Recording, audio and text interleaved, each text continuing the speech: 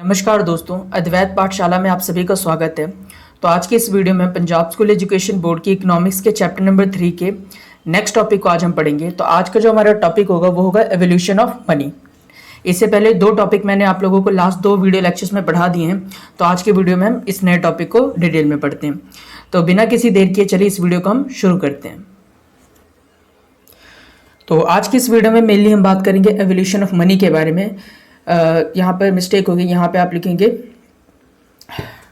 तो money evolve कैसे हुआ। मनी इवॉल्व होने का मतलब है कि कैसे शुरुआत में हमारे पास बार्टर सिस्टम था।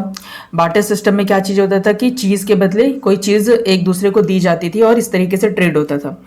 धीरे धीरे क्या हुआ, मनी का एवोल्यूशन कैसे हुआ, यानी कि धीरे धीरे समय बदलने के साथ जैसे इंसान का एवोल्यूशन हुआ कि इंसान पहले जंगल में रहा करते थे, धीरे धीरे इवॉल्व होते होते सोचने समझने की उनके पास पावर है और आज हम लोग कहाँ से कहाँ तक पहुंच चुके हैं। ठीक है, इसी तरीके से मनी का भी एवोल्यूशन हुआ है। मनी की भी ग्रोथ होती हुई चली गई है समय के साथ साथ में। मनी ने भी अपने आप को चेंज किया है। ठीक है, तो किस तरीके से मनी का चेंज हुआ है इस चीज़ के बारे में इस वीडियो में पढ़ेंगे।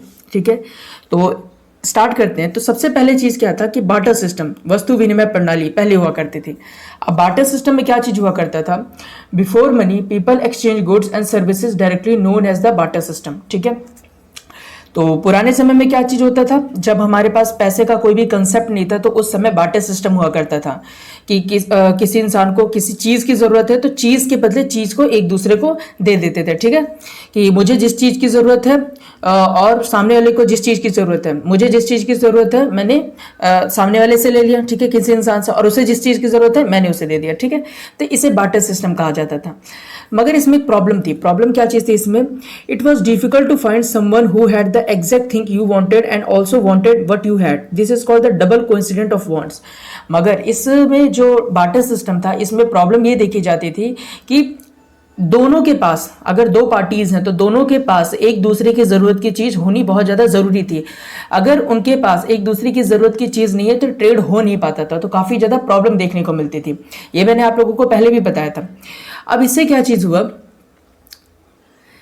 इससे हुआ ये कि जो मनी था, जो ट्रेडिंग बार्टर सिस्टम था वो थोड़ा सा इवॉल्व हुआ, वो चेंज हुआ। अब चेंज होने के बाद क्या आया, कमोडिटी मनी आया। कमोडिटी मनी मतलब वस्तु मुद्रा आई।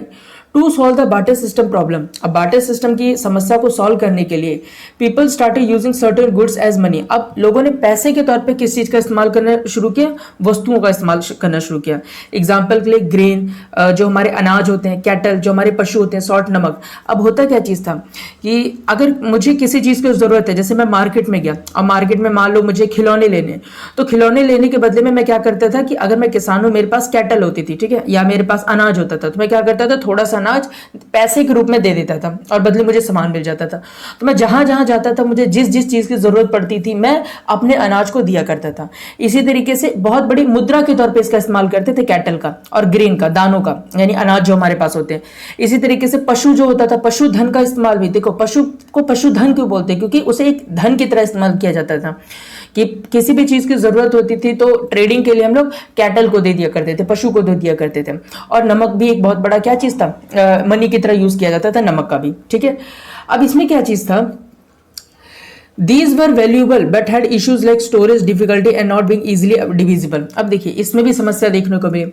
अब आप बार्टर सिस्टम में बार्टर सिस्टम को चेंज करके आप वस्तु मुद्रा पे तो आ तो गए, जिसमें आप ग्रेन का, कैटल का और सॉल्ट का ट्रेडिंग के तौर पे, पैसे के तौर पे इस्तेमाल करने लगे। मगर इसमें प्रॉब्लम क्या होती थी कि मान लीजिए आपको दूर सफर पे जाना है, ठीक है, अब मान आप दूर सफर पे जाते हैं तो आज के समय में आप अपने जेब में पैसे लेके चलते हैं, ठीक है, लेकिन उस समय अगर दूर सफर पे जाना होता था तो पैसे के बदले में क्या लेके आपको जाना पड़ेगा, आपको या तो बहुत सारा अनाज लेके जाना पड़ेगा, या फिर कैटल यानी कि गाय भैंस जो भी आपके पास उसे लेके जाना पड़ेगा, या फिर बहुत सारा नमक लेके जाना पड़ेगा। कहीं भी आप कुछ भी खरीदेंगे तो वही चीज आपको देनी पड़ेगी। अब इससे प्रॉब्लम क्या चीज होती थी, इससे समस्या ये हो जाती थी कि आप इन सारी चीजों को कैरी करना बहुत टफ होता था। इतनी मतलब कि मान लो कोई पशु ही है तो पशु को एक जगह से दूसरी जगह इतना लेके जाना कितनी बड़ी समस्या की बात हो जाती थी। साथ साथ में अनाज वगैरह कुछ है तो इनको स्टोर करने की भी समस्या रहती थी। अगर ये बहुत समय तक इनका आपने बिजनेस नहीं किया, आपने इसको देकर कोई और सामान खरीदा नहीं, तो क्या होगा, ये अनाज आपके पास रखे रखे एक तरीके से खराब हो जाएंगे। ठीक है, सब्जियां वगैरह के फल हो गए, इनका ट्रेड आप करोगे तो खराब हो जाएंगे। तो इसमें ये समस्या देखने को मिलती थी।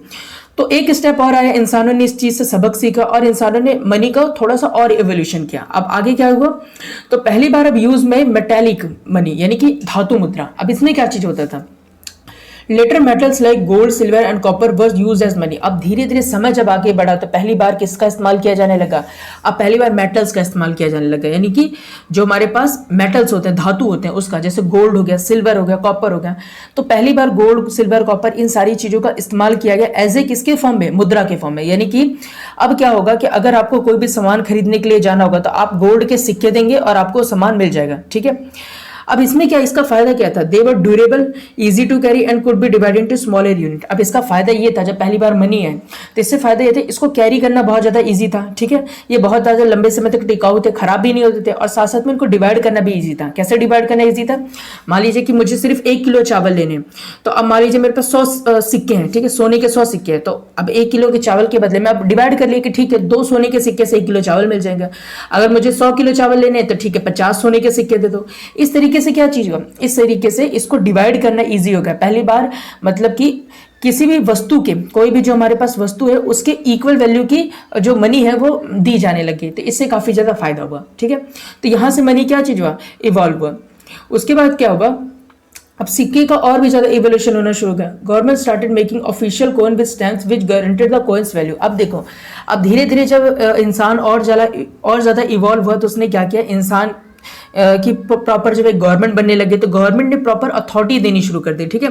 प्रॉपर गवर्नमेंट की गारंटी देने लगे, अपने स्टैंप लगाने लगे सिक्कों के ऊपर, जिससे क्या हुआ कि कोई फेक सिक्के का इस्तेमाल ना कर सके, ठीक है। मान लो कॉपर के सिक्के हैं तो कॉपर के सिक्के कोई फेक भी तो बना सकता था ना, कैसे पुराने समय में पहचानते कि ठीक है ये जो कॉपर के सिक्के ये असली हैं, ठीक है। तो कोई ना कोई एजेंसी होनी चाहिए ना जो कि गारंटी दे कि हाँ यही सिक्के बस असली माने जाएंगे, बाकी असली नहीं माने जाएंगे।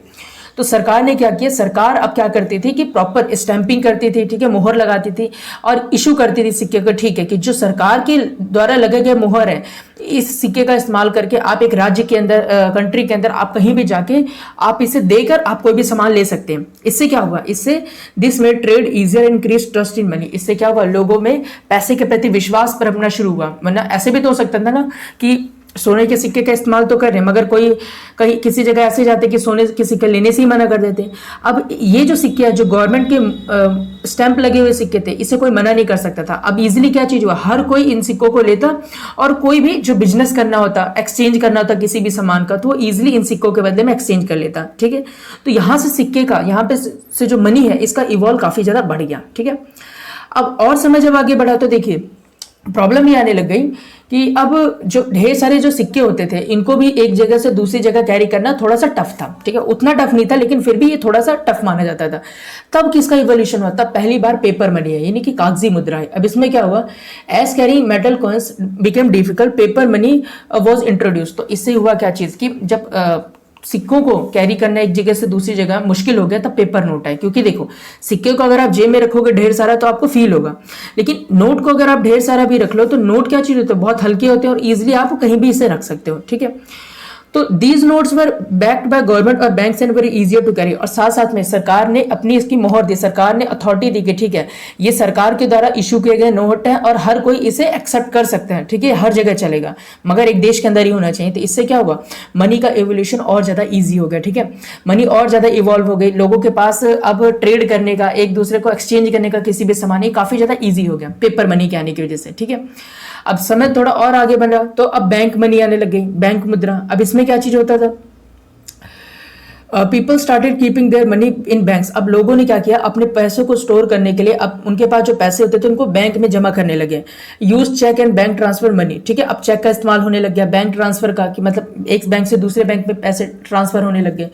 This reduce the need to carry physical money. इससे क्या चीज हुआ कि एक सिस्टम ऐसा आ गया कि अब लंबे लंबे अगर आप सफर पे जा रहे हो, ठीक है, आपको डर है कि आपके पैसे चोरी हो सकते हैं, तो अब आपके बैंक में ही मनी रहेगा, ठीक है। तो इससे क्या चीज होगा, आपके पैसे भी चोरी होने का डर नहीं और आप सीधा पैसे लेके चलो या ना चलो, आपके बैंक में मनी आप कभी भी यूज कर सकते हो, ठीक है। और इवॉल्व हुआ तो आज के जो मॉडर्न एरा में आप लोग जी रहे होता, यहाँ पर अब तो डिजिटल मनी आ चुकी है।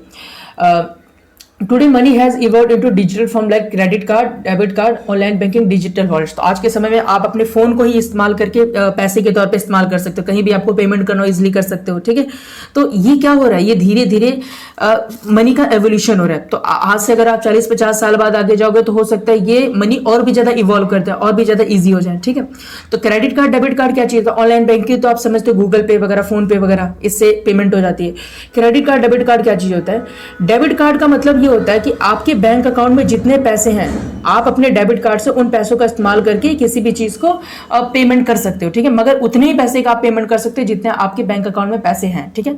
मान लीजिए आपके बैंक अकाउंट में 100 रुपए हैं, तो आप कहीं भी खरीदारी करने जाओगे तो 100 रुपए से ज्यादा की आप खरीदारी नहीं कर सकते, क्योंकि आपके बैंक की लिमिट ही इतनी है। मगर क्रेडिट कार्ड में क्या होता है, क्रेडिट कार्ड में आपके बैंक में जितने पैसे आप उससे कहीं ज्यादा पैसे खर्च कर सकते हैं। क्यों? क्योंकि क्रेडिट कार्ड में क्या चीज होता है, जिस भी कंपनी का आप क्रेडिट कार्ड लेते हो वो कंपनी क्या कहती है, आपको एक तरीके से स्टोरेज दे देती है, ठीक है। कि मान लीजिए आपको 20,000 रुपए का पैकेज दे दी, अब उस 20,000 रुपए आपके बैंक में नहीं है, मगर आप उस पैसे का इस्तेमाल कर सकते हैं, इंस्टॉलमेंट में आप उस पैसे को भरते रहेंगे, ठीक है। तो ये होता है क्रेडिट कार्ड, डेबिट कार्ड में फर्क।